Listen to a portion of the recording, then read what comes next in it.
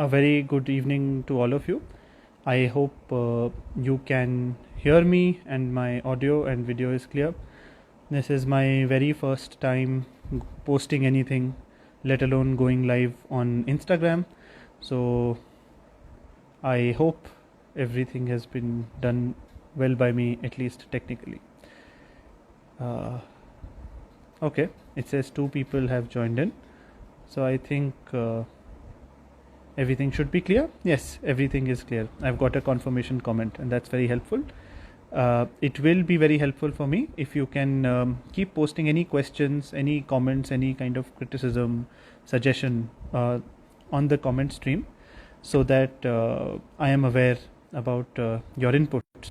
So today I am here with Desi Kaanoon, a very admirable young portal connecting you with the who's who of law and with all the various things these guys are doing, the incredible things these guys are doing in different high courts, connecting people through this portal, and by encouraging talent at many places to be able to connect with more and more people. That's something very good that Desi Kaanoon is doing.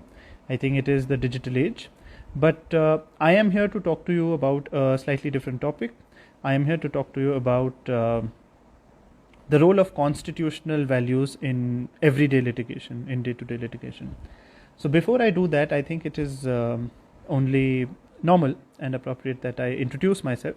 So my name is Abhijay Negi, and I am currently a practicing lawyer at the High Court of Uttarakhand in Nainital. The kind of work I deal with mostly is constitutional work, so it is constitutional litigation. I'm also looking at service matters, at matters involving debt recovery, just general miscellaneous writ petitions, more of civil side work, a few second appeals, first appeals, etc. I am into litigation only for 2 years now, and prior to coming into litigation, I was at the University of Oxford. I did the taught postgraduate course, the Bachelor of Civil Law course from the University of Oxford. And prior to that, I was at National Law University, Jodhpur. I had cleared the common law admission test, and I spent beautiful 5 years of my life at National Law University between 2011 and 2016. So this is just a brief about myself, and the topic, as I've already narrated to you, that I'm going to share with you and talk to you about is the role of constitutional values in everyday litigation. So friends, before we begin, even discussing this topic, let's go back to the time at law school, and since some of you might really be in law school, let's relive some of those memories and doctrines and sanctimonious things that we are taught, that we remember for life. One of such things that we do remember for life is, the preamble of the Indian Constitution and some provisions of it, say Articles 14, 19, 21, the right to equality, the famed right to equality, your various freedoms that Article 19 talks about, your right to life, and how it includes dignity in Article 21 of the Indian Constitution. So when we read these 3 provisions together, these concomitant rights, 14, 19 and 21, we get this feel, we get this essence as young students of law that we live in a country, we live in a society that is governed by rule of law. That by itself means that no government agency, no powerful authority can run havoc in anybody's life without following what we call a due process. This essentially means that in our country, it is not really possible for any authority to act arbitrarily.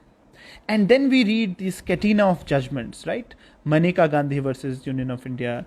We've read about her passports case. We've read about various other cases, India's basic structure doctrine.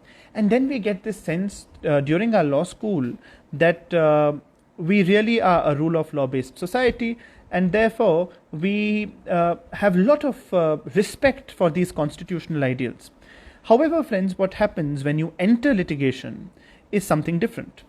And even during your law school, by the time you enter your 3rd year, your 4th year, most law students are more inclined towards corporate avenues of law. Why so? Because the salaries that corporate avenues of law offer are clearly much more lucrative and more rewarding, at least when you start your corporate law practice, say with one of these firms, one of these very good firms, or even tier 2, tier 3 city firms. Therefore, the focus and the emphasis on these constitutional values and ideals, which somewhere inspire all of us to take up law in the first place. And when we attend these classes, if we feel passionately about all these rights and liberties, we really do imagine ourselves in a court of law actually arguing on these issues. But that somewhere gets lost as you progress towards your further years of law school. Having said that, when you actually enter litigation, and if I may take the liberty to specifically speak to you about first generation lawyers, when you actually enter a courtroom, and I refer to a constitutional courtroom, which means I'm referring to the High Courts and the Honorable Supreme Court, you see something which is slightly different from what you read about these high constitutional canons and ideals in your classes and in the case laws. What do you see? You see a courtroom which is very packed. There are a lot of people. There are a lot of cases. And if you really want to talk about rights and liberties, you will frankly find that there might not be many takers for those high quote-unquote academic concepts. So some concepts that you study in your classes and you find that these concepts are like what we call the Grundnorm, the very basis of our further legal studies, you will find that there are very few takers for this in a courtroom because it is so full of people. And the second challenge that you will encounter is that when you will be preparing your case laws, when you will be drafting your cases, maybe you will begin with an urge that you would want to include various case laws that are applicable to a particular case.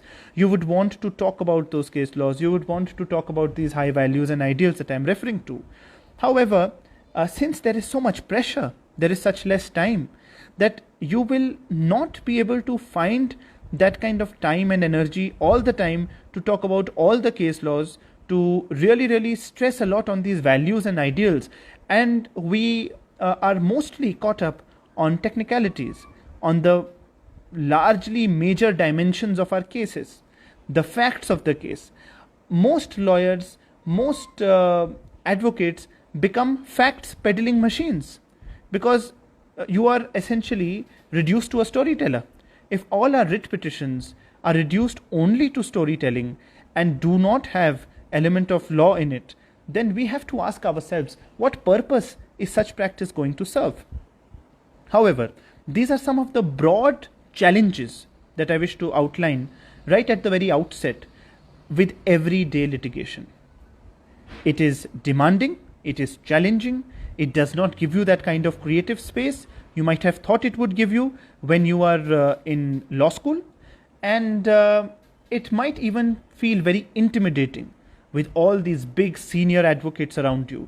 The only time as a young entrant into the profession, into the bar, you will see someone talking about constitutional values and ideals, that will be very seldom. And if you see something like this happening, more often than not, it will be by a senior gown or by a veteran advocate, an old advocate who would be doing so.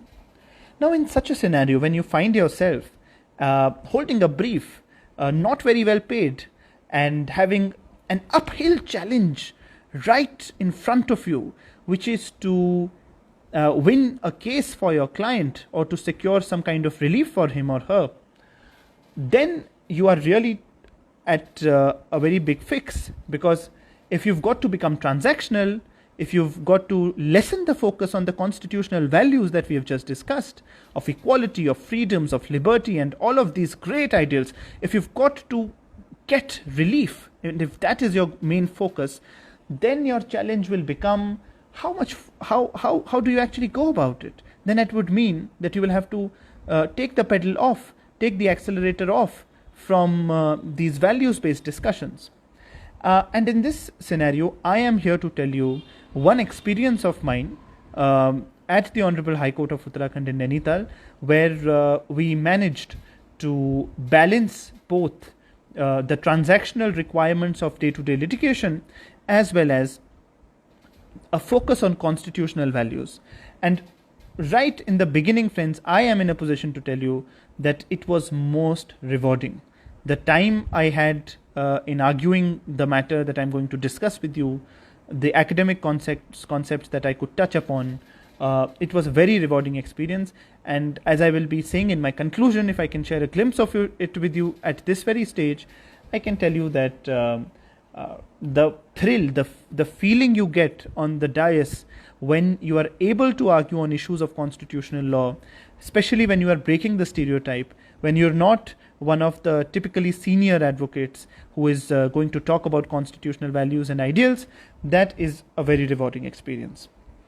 So before I come to the case of Vipul Jain versus State of Uttarakhand, the case which finds mention in the poster that was shared by Desi Kaanoon for the purposes of this talk, I wish to share the facts of the case with you and even some background story with regard to what actually happened when Mr. Vipul Jain actually came to me, what did he want from the case, and what was this case all about.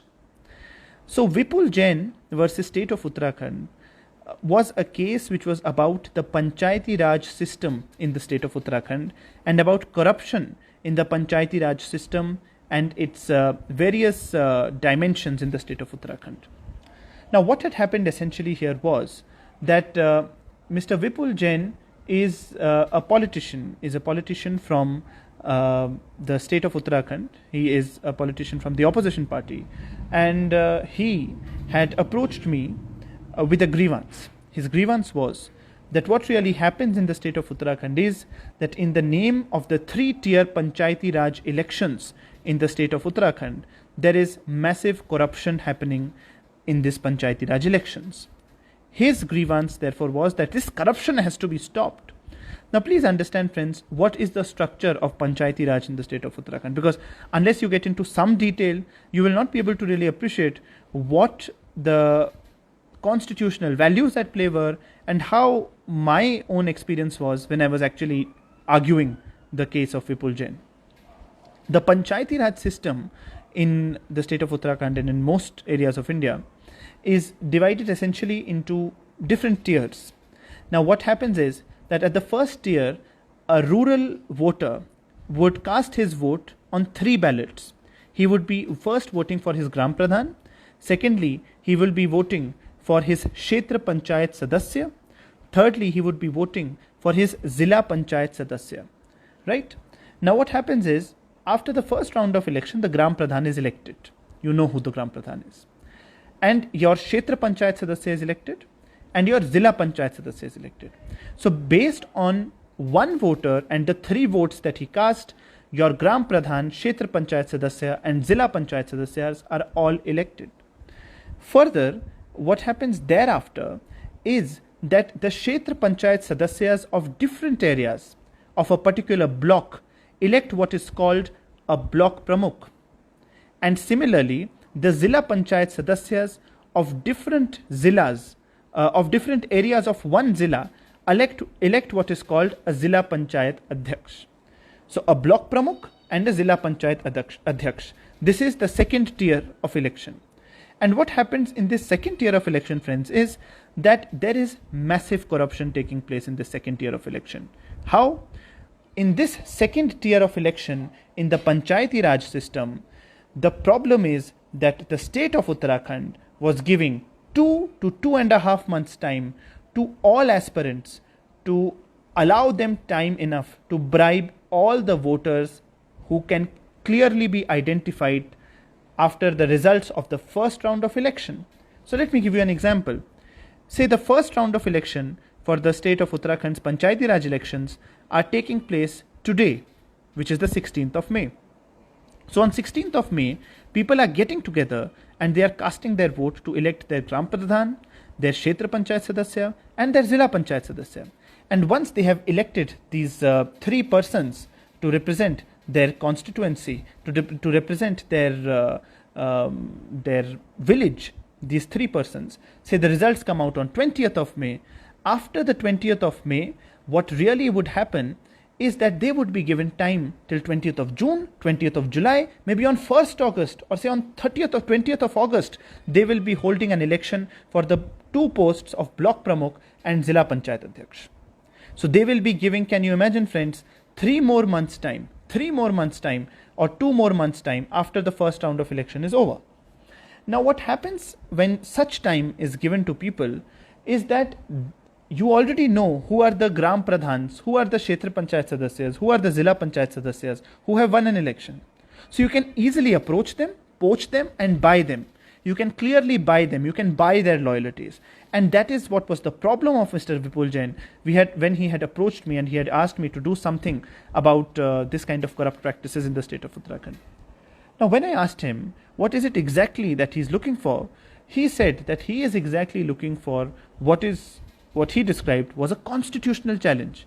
He said, because of this 3-tier system in the Panchayati Raj elections, since corruption is being propagated, therefore I want this 3-tier system of Panchayati Raj elections to go lock, stock and barrel. He said that I have completely no faith in the 3-tier Panchayati Raj system, but therefore I really want to challenge the constitutionality of this 3-tier Panchayati Raj system, and I want this system gone out of India itself, out of the constitution itself. Now, when he came to me with this kind of a request, I was very perplexed because I did not know if a system can be challenged simply because it is subject to some kind of subversion. If that were so, we should probably, just scrap off trains if there is a murder taking place in a train. You should stop the movement of trains. That doesn't work that way, right? So I began to understand that to completely remove a system like this would not be a correct way of going about the end objective that Mr. Vipul Jain had in mind, which was to minimize corruption in the Panchayati Raj institutions of the state of Uttarakhand. So if the objective of my client here was to minimize corruption in Panchayati Raj systems of Uttarakhand, what is it that I could do to help him in this quest? I started drafting a public interest litigation on these lines, that how can I push the Honorable High Court of Uttarakhand to allow for some guidelines to govern the 3-tier Panchayati Raj system elections in the state of Uttarakhand. Which would mean that I was looking for something to, number one, reduce this 2 to 3 month time frame given to people to ensure that they can bribe all voters. Second was to ensure that these voters are not allowed to go on foreign holidays, because what used to happen was different candidates of the Block Pramukh and Zilla Panchayat Adhyaksha elections used to just take the voters and take them for their trips and their foreign jaunts, and for such kinds of foreign experiences, and on that exchange they used to get their votes. So when this was the main situation involved in the case of Vipul Jain versus State of Uttarakhand, I started drafting a public interest litigation in these lines. And what happened post that public interest litigation was that when the same was filed before the Honorable High Court of Uttarakhand, at the stage of filing, I had a clear vision in my mind now. The vision was that we are looking for guidelines which would curtail these corrupt practices. We are looking for something which would ensure that corruption is minimized in the Panchayati Raj elections of the state of Uttarakhand. However, our challenge was going to be that we had no empirical evidence to back our case that there is even corruption going on in the state of Uttarakhand in Panchayati Raj elections. Because who will give you evidence of corruption in this kind of a manner? Who will come to you and tell you, look, yes, I ate a lot of money and that is how I voted for candidate A or candidate B. You will hardly get people who would say so on affidavit. However, I did have newspaper clippings to this effect. I had some videos, I had some interesting material, but there was a declared law of the Honorable Supreme Court that primarily and mainly only on newspaper clippings and newspaper reports, you cannot really expect a remedy out of writ jurisdiction.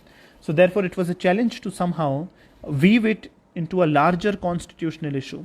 So I had made a larger constitutional issue out of the case of Mr. Vipul Jain, and that issue was that here is a situation where, due to such corrupt practices, the very essence of Panchayati Raj governance and the reason why Panchayati Raj governance was brought into the Constitution of India via the 73rd and 74th Amendments has been frustrated. It essentially means it has no role to play if everybody is allowed to get away with such corruption and with impunity. Now, when we drafted this litigation, when the first phase of filing the petition, calling for a counter affidavit, then filing of a rejoinder affidavit was over, through the counter affidavits, I got an insight into the stand that the state government was going to take on the said issue. The state government had essentially made the case into an issue of policy. They said that it is our policy to decide what kind of a Panchayati Raj system, what kind of election process should be there for the same. And essentially the State Election Commission is taking its own decision. We don't need to reduce the time frame for the Panchayati Raj elections in the state of Uttarakhand.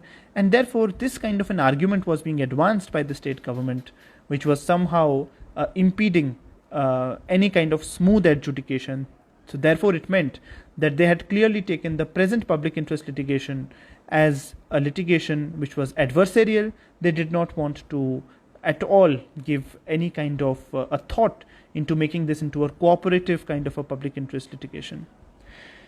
When we faced this kind of a situation, friends, something very interesting was happening in the state of Uttarakhand. What was happening was that it was a very, very exciting build-up that as the months of August and September were coming close, I think by that time all the pleadings were complete in the matter. And when the pleadings were complete in the matter, I knew that the elections for the Panchayati institutions in the state of Uttarakhand were to be held in the month of October. So once the date of elections was coming close, I was also pushing the Vipul Jain file with as much vigor as possible for a final adjudication of the matter, so as to ensure that maybe for the Panchayat elections of 2019, by using constitutional values that I referred to in the very start of my lecture today, maybe we could employ them to convince the Honorable Court to grant relief to the stressed and corrupted Panchayati Raj institutions of the state of Uttarakhand. And that is exactly how it went by. So in September, when the matter started coming up for hearing, and as I told you about how the courtroom is in most states, in fact in all constitutional courts, it is packed, it is full of people who have problems, and all of them are important, and therefore it is very difficult to jostle for space in a packed courtroom. And the courts also mostly are tired with the kind of workload that they have in India. So the pitch I made during one of the pre-final hearing stages was that, Your Lordships, this is a matter which essentially deals with something that is at the essence of the Indian Constitution. To which there was a very quick question that came my way, which was that, are you saying that you are referring to one of the basic tenets of the Indian Constitution? Are you referring to something in the basic structure of the Indian Constitution? As you know about the basic structure doctrine, if some of you might know, as propounded in the case of Keshav Nanda Bharti versus state of Kerala. Now, I submitted that not exactly is it something that deals with the basic structure of the Indian Constitution, but it really does deal with what you can call the essence and the values of the Indian Constitution, the values of having free and fair elections. And maybe by extension, Your Lordships, when a reference is made to free and fair elections being a basic structure of the Indian Constitution, so yes, my case also comes under the basic structure. To which he heard it at length for a short time, and then he said that, okay, I will now start hearing this matter finally. Since your elections are coming up in October, let's see how much we can wind up if we have 2 to 4:15 hearings almost every day. It started from Monday and Tuesday, and then their Lordships were very kind enough to accommodate the case of Vipul Jain for the coming days as well. Now, when the case was being heard, as I've already shared the facts of the case with you, my facts essentially were that I wanted to curtail the corrupt practices in the state of Uttarakhand. I wanted to curtail these practices. Vipul Jain wanted to curtail these practices with regard to the 3-tier Panchayati Raj system in the state of Uttarakhand. My emphasis was that this is something which is very important to the Constitution. It has been incorporated by the 73rd and 74th Amendment, and therefore their lordships may be pleased to grant the appropriate relief and to frame the guidelines that were required and requested by the petitioner. Now, the response that the Honorable Court gave to me was very interesting. And before I go to the response of the Honorable Court, friends, I had the honor and the privilege to argue before a bench of the Chief Justice of the Honorable High Court of Uttarakhand, Justice Ranganathan, and Justice Alok Verma, who was his brother judge on the bench.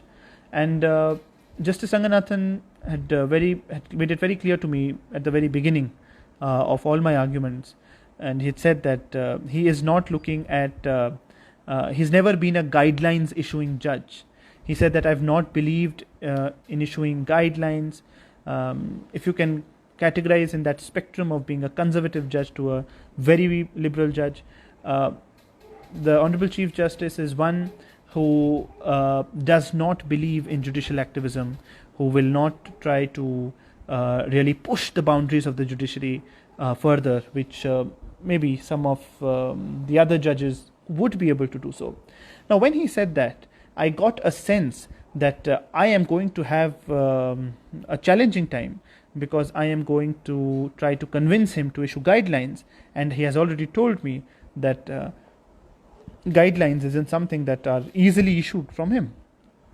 So I started arguing my case. I laid out the facts. I tried to tell him how the very purpose of Panchayati Raj is being defeated if corruption is allowed to, rule the roost in Panchayati institutions.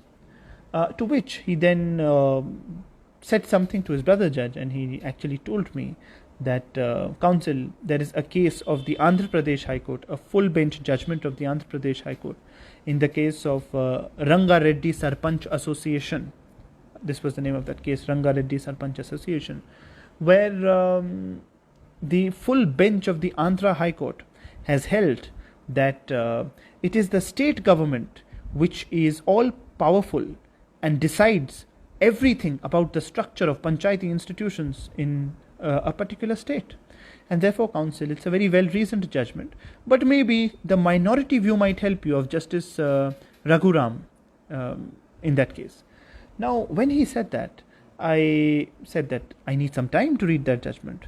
And he allowed me that day's time. I went home.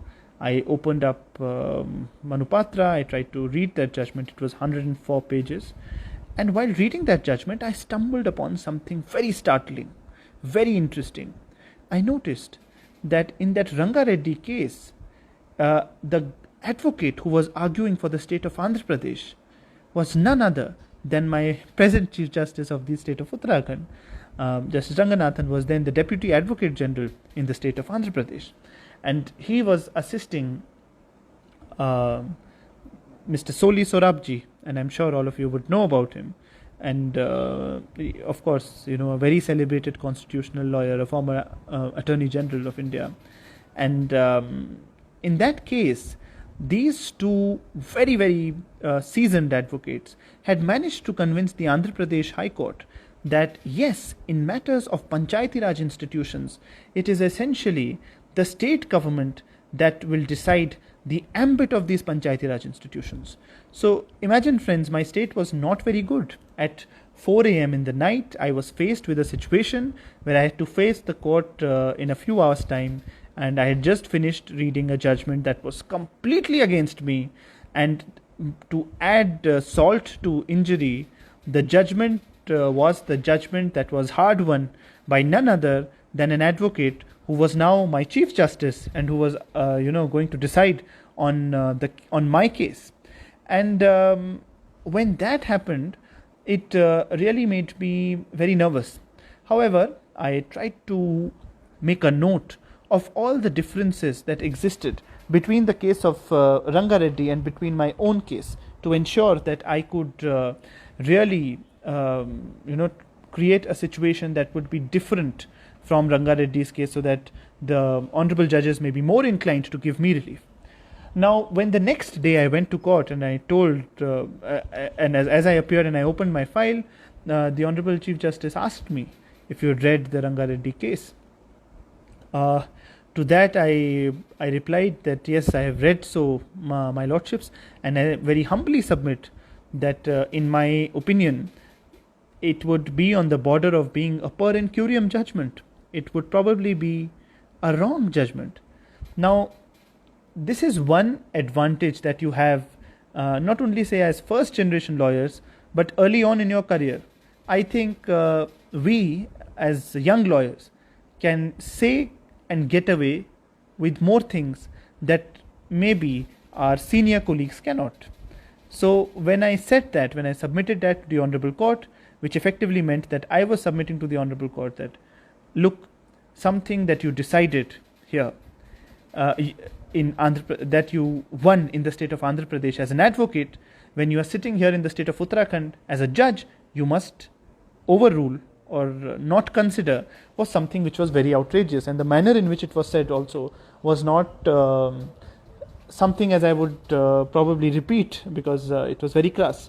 But I really appreciate the calmness with which the bench took my submission, and the Honourable Chief Justice asked me that on what basis do I say that? On what basis do I try to distinguish the Rangareddy case of the Andhra Pradesh High Court with the case of Vipul Jain? And then I got the opportunity to lay out before the Honourable Court that the said submission was essentially premised on the fact that in Rangareddy, the Honourable Court was dealing with a situation where there was a challenge to the wires of the provisions of an act in the state of Andhra Pradesh. That is, the constitutionality of the provisions was challenged. Here in Vipul Jain, it is no constitutionality of the provisions that is under challenge.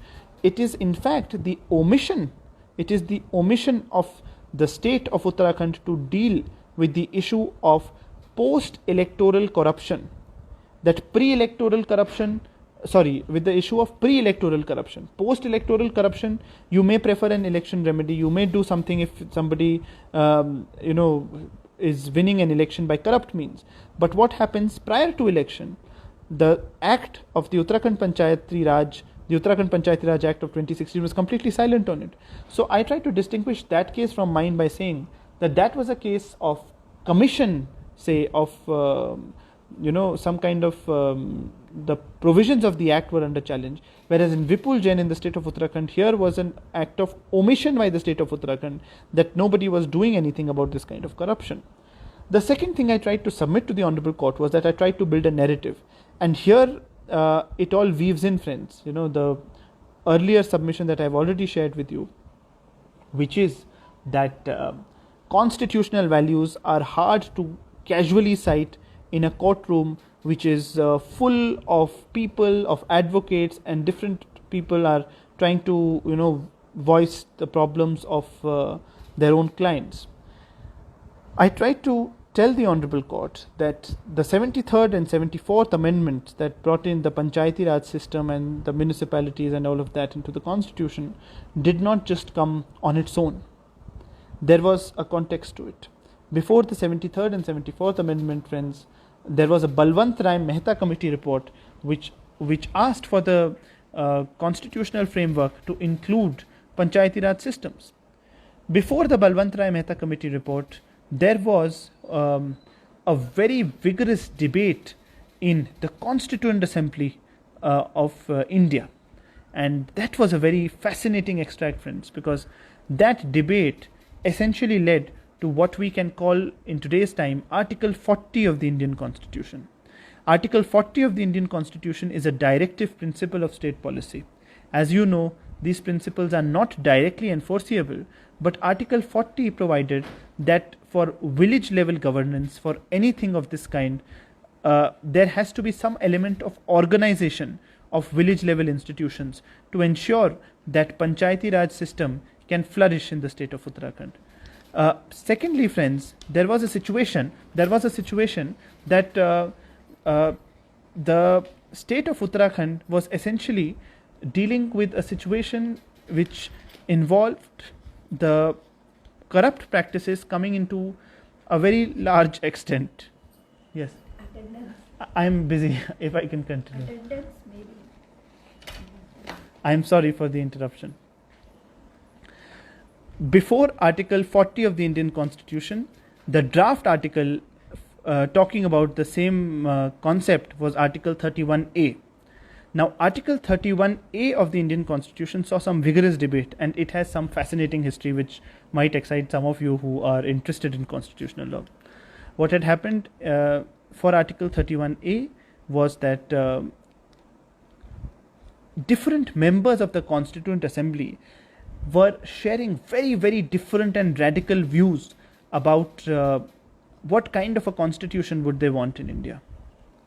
So there was a school of thought led by Mr. B.R. Ambedkar, as you know, the person who was responsible for the drafting of Indian Constitution, the architect of the Indian Constitution, as many people call him.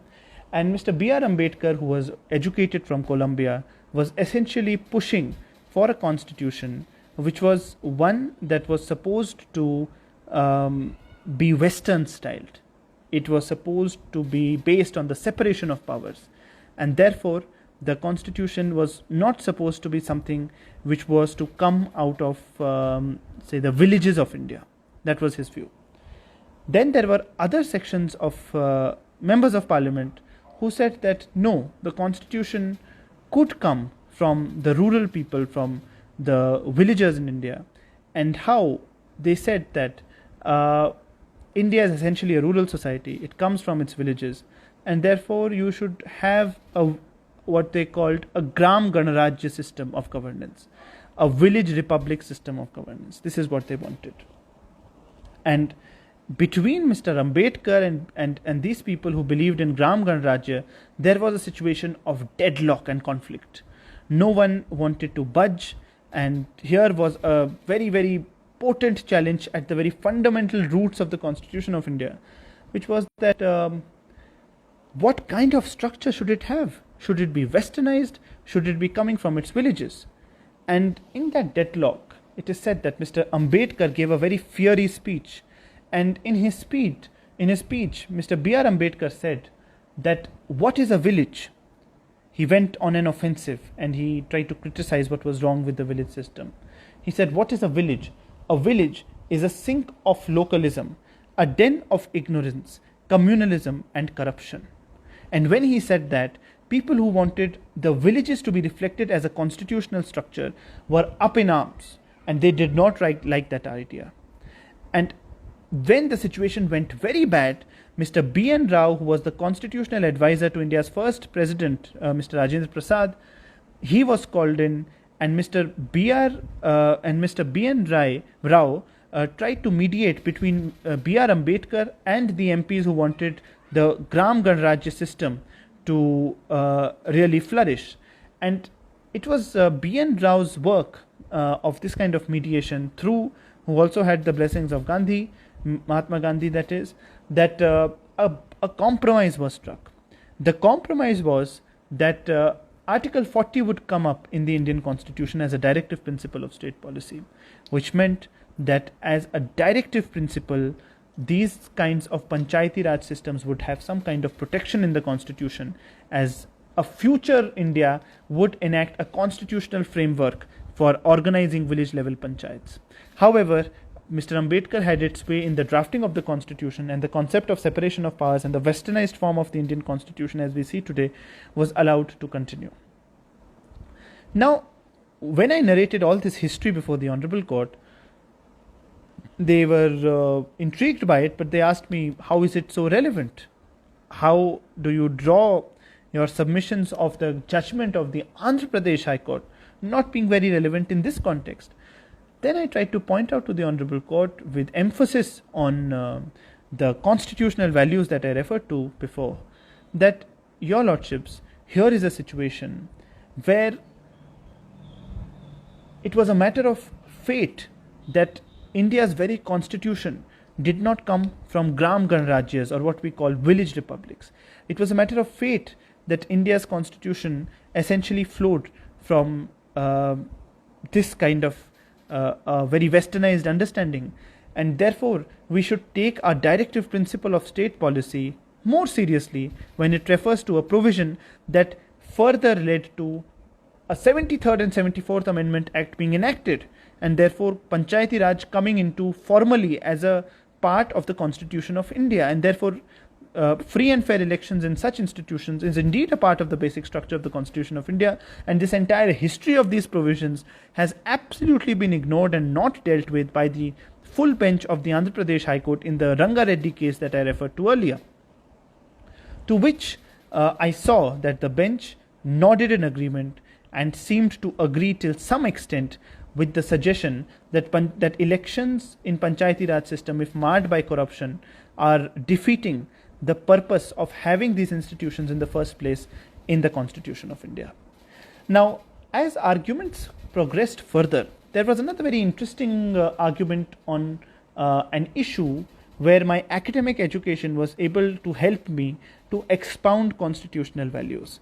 And therefore, if there is anyone who's watching this video who wants to use constitutional values in helping their litigation practice in their respective high courts or at the apex court, the one thing which is very important is that you've got to be a good reader. You've got to read well, you've got to really understand concepts well so that you can use them. And the one concept I was able to use in the Vipul Jain case is this concept which you can call dialogic review. Dialogic review. It essentially means that there is a kind of a dialogue going out among the different institutions of the state, that is the legislature, executive and judiciary. And it is this dialogue among the different institutions of the state that decide the very nature and structure and essence of the constitutional structure in any given point of time. If you would want to read more about the dialogic review, it is covered between, I think, paragraphs 52 to 69 of the judgment. You can refer to it. But essentially, why was there a need for this concept to come in? As I've already told you, friends, in the Vipul Jain case, we were faced with a situation where the judges involved had made it clear that they're not going to be activistic. They're not going to cross the Lakshman Rekha of judicial review. They're not going to transgress into the space reserved for the executive or for the legislature. And therefore, their decision was very clear that they wouldn't want to say anything or do anything which would be tantamount to judicial activism. So, to explain to the honorable courts, what are the circumstances in which courts of law, constitutional courts, should push the boundaries of judicial review, should ensure that rights envisaged in the Indian Constitution, concepts envisaged in the Indian Constitution, values envisaged in the Indian Constitution, such as that of free and fair elections, are not reduced only to text and become hollow in spirit. What are the situations in which the courts should be proactive? And in that case, the article by Professor Sandra Fredman, who spoke about this concept of dialogic review, was extremely helpful. And since Professor Fredman was someone who had taught me for my course of comparative equality law and comparative human rights at Oxford, that was very helpful to really understand the concept from her first hand.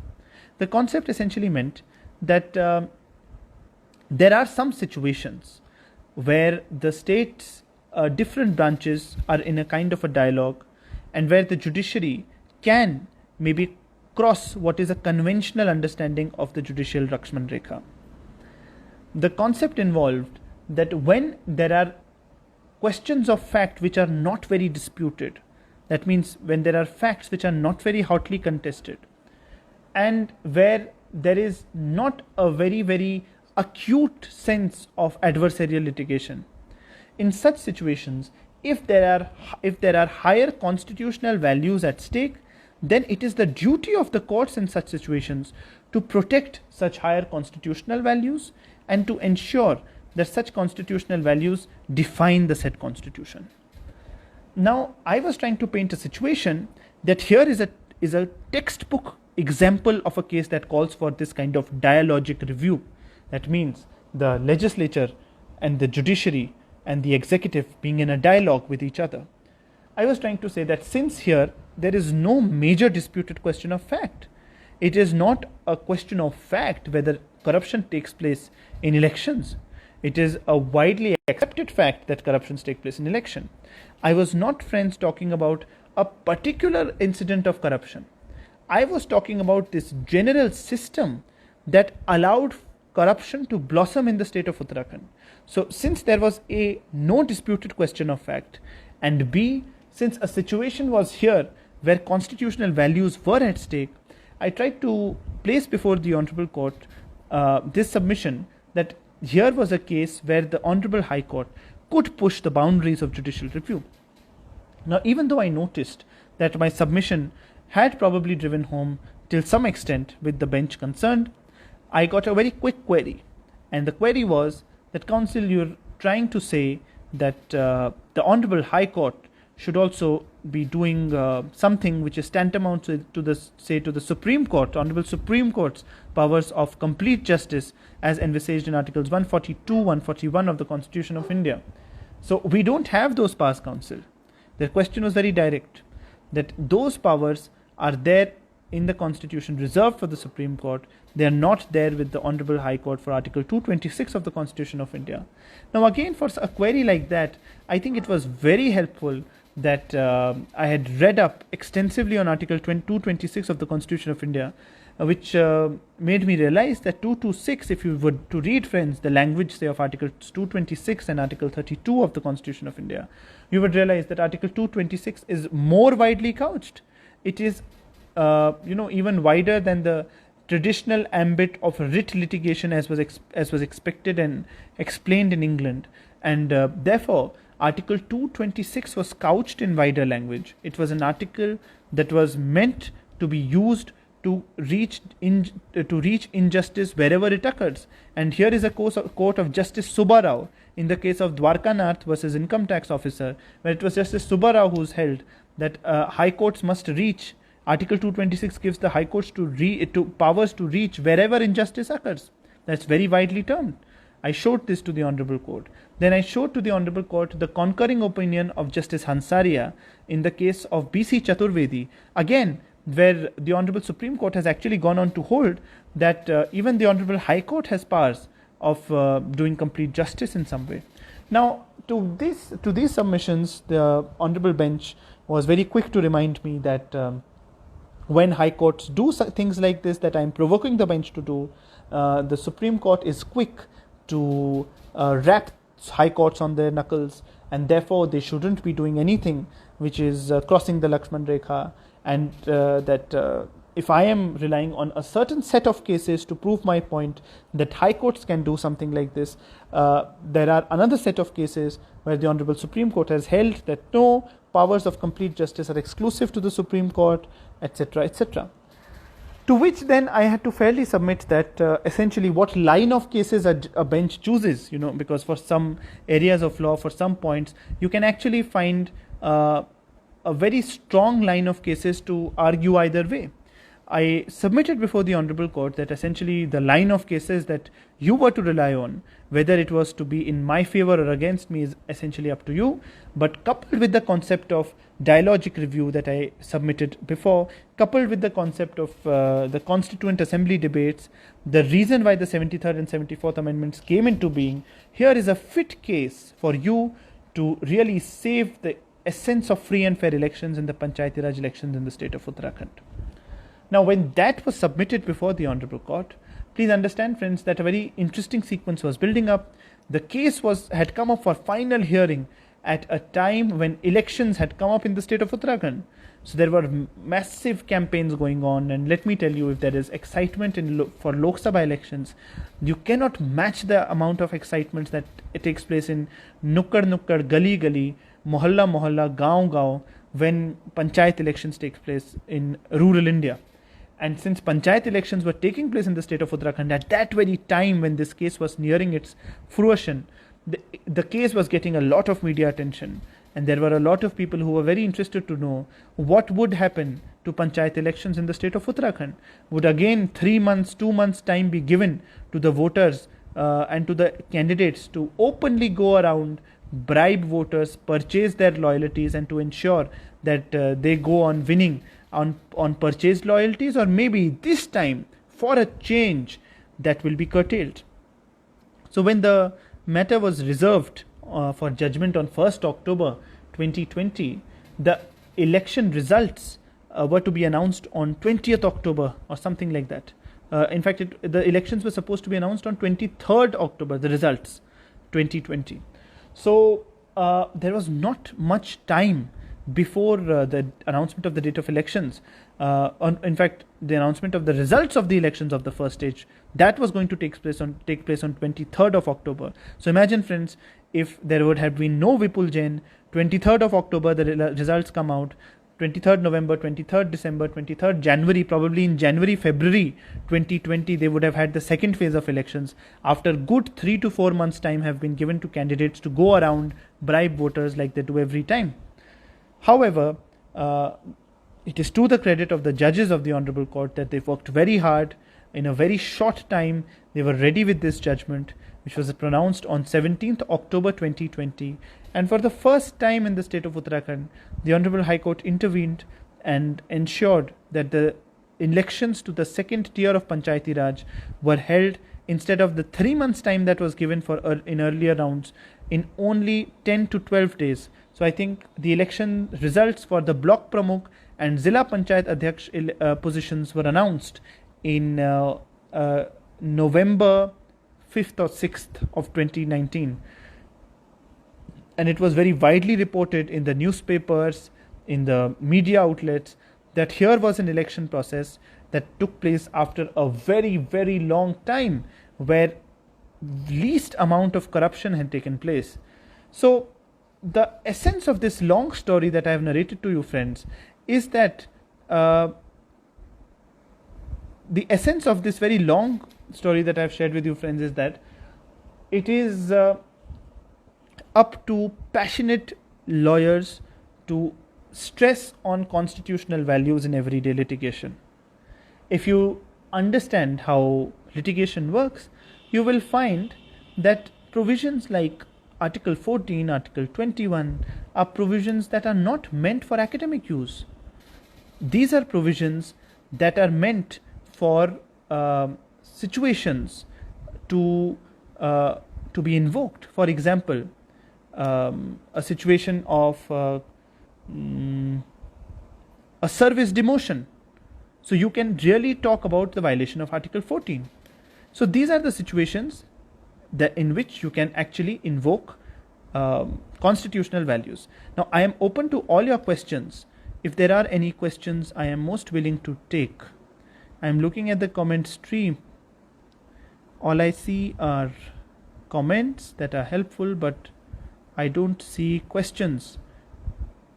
Does anyone have any questions at all? Because I have been told by the Desi Kaanoon team, yes, dialogic review. So dialogic review, what is dialogic review? Dialogic review is essentially dealing with a very hidden kind of power that vests with the judicial branch of the state, which is that even when they cannot transgress their powers and they cannot direct a legislature to enact a law, they can always request them. If you see the case of triple talaq, if you see even in this case of Vipul Jain, the judgment has been shared in the comment stream in paragraph 69. The High Court of Uttarakhand has requested, it is an unprecedented request by a state High Court to the state legislature to enact a law to curtail corrupt practices in the state of Uttarakhand. So dialogic review refers to a review by persuasion, a review by dialogue among different branches of the state, the executive, legislature and judiciary, where they are in a dialogue with each other and therefore they are keeping a kind of a check or balance on each other, which is in the nature of a value-based check or balance. It is not just say because it is there in the constitution, it is there in the very functioning of a country governed by the rule of law. So that is what is dialogic review. Any further questions, friends? Any questions?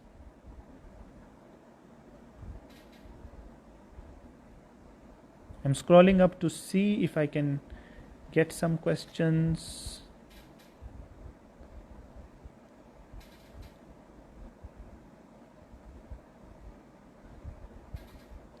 I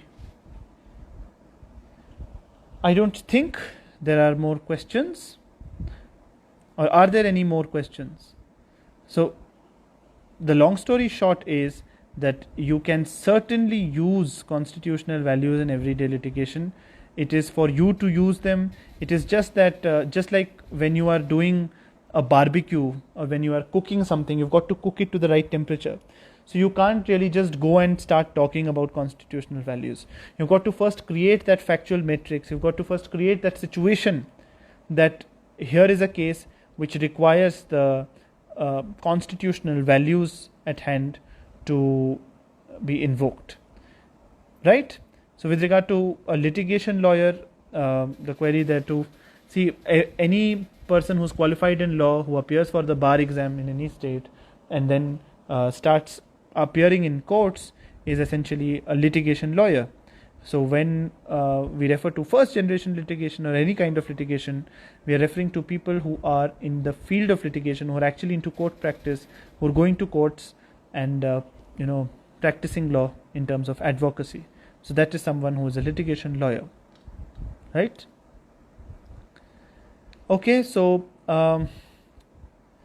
we are almost towards the end. Okay, constitutional morality and values. See, again, as I just referred to in my answer on constitutional values, I would say there is a difference between constitutional morality and general values.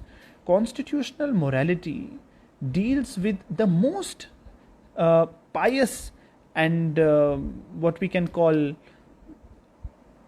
provisions of the constitution that no one can contradict. For example, when Keshavananda Bharati clearly lays down a basic structure for the Indian constitution and states that you can't have a constitution, you can't have a framework in India which is not secular, you can't have a framework in India which is at the cost of its federalism. So these are values that have now been protected by the constitution. And since the ultimate interpreter of the constitution are the constitutional courts in India, once they offer that kind of an interpretation to these provisions, it is a part of that value system of the constitution. And therefore, no act, no legislation, no government order, no rule, no bylaw can come in conflict with such kind of constitutional moral values that we can refer to. Whereas values generally, can refer to all kinds of values. So when we refer to constitutional morality and constitutional values, these are essentially values that are flowing from the interpretation of the Constitution of India as has been accorded to it by the constitutional courts of this country. So that is all about my 2 cents on what is constitutional morality and what are values in general. Any further questions anyone might have, since I think we have another probably less than 2 minutes to go. Any further questions on everyday litigation and constitutional values playing a role in everyday litigation?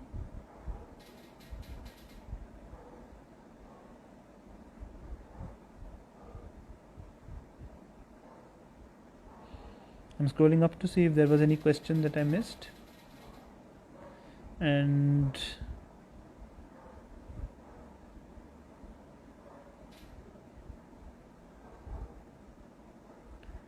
I don't think there are any more questions. So I just hope all of you are keeping safe in this very challenging time of the corona pandemic. Now is the system of online hearings and everything going online. A very different kind of reform is coming into the judicial system, and let's hope it will be for the better. It will help our generation, it will help everybody involved with any kind of academic and legal activity. I hope all of you will also stay tuned up. I thank you for your audience and for attending the session. I will just take up the last question on internships. See friends, when you are a law student and you are interning, please ensure that you get a grasp of everything. See, internships are like you going for a buffet menu. Don't try to really feed yourself up on say one case or on one file or on one or in one court. Try to travel around, taste a bit of this, taste a bit of that, right? So you've got to travel around and make the most of that experience. Go to different courts, see different lawyers argue, see different things happening, different strategies, different client meetings, and get the most of it, right? So since we have only 5 seconds to go, I will just say bye-bye and thank you for tuning in to this session. Bye-bye, friends. Bye. Thank you.